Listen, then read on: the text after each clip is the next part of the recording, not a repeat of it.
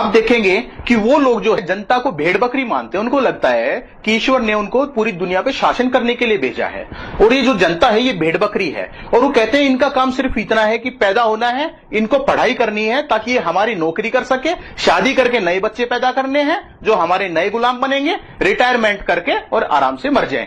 बस हमारी गुलामी के लिए लोग पैदा हों। और इनके ऊपर इन लोगों ने ऐसा नियंत्रण के लिए सरकारें बैठा रखी हैं। कुछ लोग वैसे तो मानते ही नहीं कि दुनिया में कुछ गड़बड़ है। जिन लोगों को लगता है कि दुनिया में शायद कुछ गड़बड़ है, तो पहले तो उनका मानस नियंत्रित करने के लिए धर्म सत्ता और मीडिया और शिक्षा व्यवस्था, ये मानस नियंत्रित करने के लिए बनाई है ताकि लोग विद्रोह करे ही ना। लेकिन अगर विद्रोह करे तो सरकारें हैं उनके ऊपर, खुफिया संस्थाएं हैं, खुफिया संस्था लोगों को विद्रोह करने से रोक देती हैं। फिर कोई विद्रोह करके आ भी जाए तो सेना है दमन करने के लिए, पुलिस है, कोर्ट है, जेल है, कानून है। ये पूरी व्यवस्था लोगों का दमन करने के लिए बनाई गई है और लोगों को बताया जाता है कि नहीं नहीं सरकारें तो देखो आपकी भलाई के लिए बैठी है आपके ऊपर, जबकि सरकारें स्वतंत्र नहीं है। सरकारों के ऊपर भी पूरे विश्व के संसाधनों को नियंत्रित करने के लिए बहुराष्ट्रीय कंपनियां बैठी हुई हैं। Reliance, IBM, Walmart, Monsanto, Toyota, ये जितनी भी कंपनियां हैं ये सब सरकारों को चलाती हैं। लेकिन ये कंपनियां भी स्वतंत्र नहीं है। बहुत सारे लोगों को लगता है कि शायद विदेशी कंपनियों को अगर हम देश से भगा दें तो फिर सब ठीक हो जाएगा, लेकिन कंपनियां स्वतंत्र ही नहीं है, कंपनियों को भी नियंत्रित किया जा रहा है। कंपनियों को नियंत्रित करने के लिए इन लोगों ने विश्व का आर्थिक नियंत्रण करने के लिए एक ढांचा बनाया है।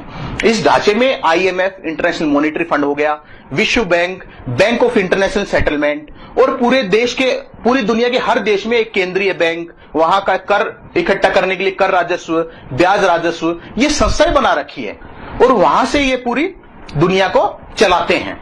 और लेकिन विश्व नियंत्रण का जो इनका तरीका है, इसके लिए इन्होंने गोल मेज रणनीतिकार समूह बना रखा है, जिसमें कई कई संस्थाएं, इन्होंने अलग अलग संस्थाएं बना रखी है और ये आपस में बैठ के गोल मेज में बैठ के बातचीत करते हैं कि इस दुनिया को कैसे नियंत्रित किया जाए। इसमें trilateral commission, CFR, United Nations और Bilderberg group, club of Rome, Royal Institute of International Affairs, ऐसे कुछ संस्थान हैं जो इसमें दिखाए गए हैं।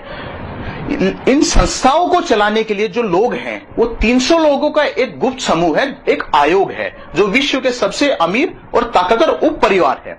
लेकिन इन 300 परिवारों के ऊपर भी 13 मुख्य परिवार है, 13 लोगों का एक शीर्ष परिषद है। ये 13 पूरी दुनिया के सबसे ताकतवर परिवार हैं और इनका एक एक प्रतिनिधि जो लंदन का काउंसलर चुने जाते हैं, उनमें ये अपने एक एक प्रतिनिधि को भेजते हैं। और उसके ऊपर है विश्व के शासक। ये इंग्लैंड की महारानी अर्थात उसके ताज को मानते हैं कि ईश्वर ने ये ताज जो है पूरी दुनिया को शासन करने के लिए दिया है और ये ताज को ये विश्व का शासक मानते हुए सब उसके मंत्री बनके और ये पूरे 13 लोग काम करते हैं। इस तरह से पूरी दुनिया संचालित होती है और हमें लगता है कि हम स्वतंत्र हैं, लेकिन हमारे ऊपर बहुत गहरा एक सिस्टम बना रखा है जिसको हमें आगे समझना पड़ेगा, नहीं तो हम गुलामी ही करते रह जाएंगे।